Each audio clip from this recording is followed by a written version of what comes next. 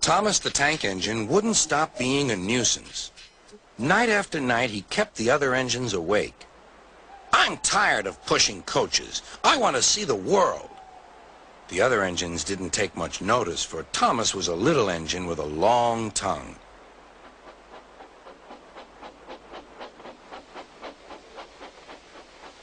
But one night, Edward came to the shed. He was a kind little engine and felt sorry for Thomas. "I've got some freight cars to take home tomorrow. If you take them instead of me, I'll push coaches in the yard." "Thank you," said Thomas. "That will be nice." Next morning, Edward and Thomas asked their drivers, and when they said yes, Thomas ran off happily to find freight cars.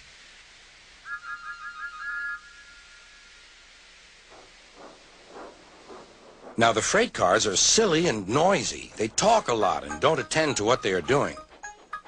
And I'm sorry to say they play tricks on an engine who is not used to them.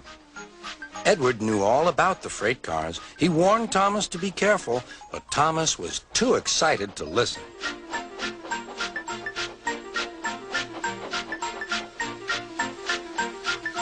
The shunter fastened the coupling, and when the signal dropped, Thomas was ready. The conductor blew his whistle. "Beep, beep," answered Thomas, and started off. But the freight cars weren't ready. "Oh, oh," they screamed. "Wait, Thomas, wait!" But Thomas wouldn't wait. Come on, he puffed. "All right, don't fuss. All right, don't fuss," grumbled the cars.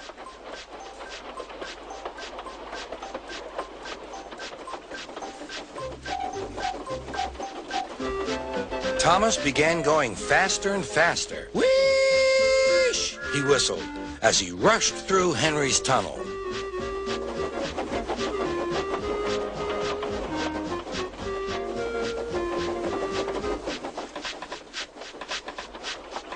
"Hurry, hurry," called Thomas. He was feeling very proud of himself.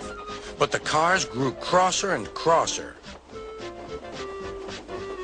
At last, Thomas slowed down as he came to Gordon's Hill.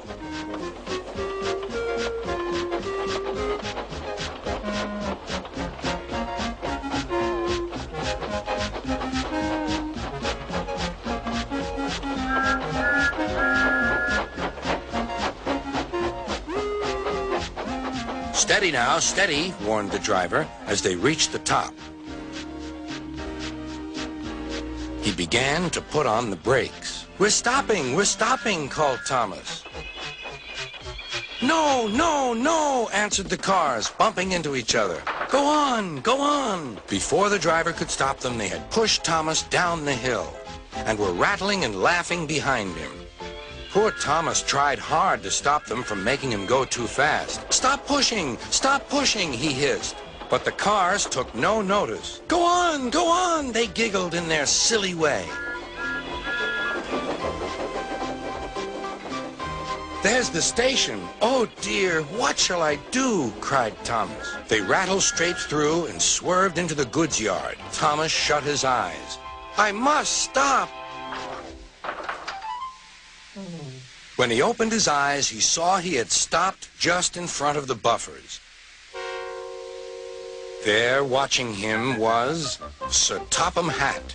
"What are you doing here, Thomas?" he asked. "I've brought Edward's freight cars," Thomas answered. "Why did you come so fast?" "I didn't mean to. I was pushed," said Thomas. "You've got a lot to learn about freight cars, Thomas. After pushing them about here for a few weeks, you'll know almost as much about them as Edward. Then you'll be a really useful engine."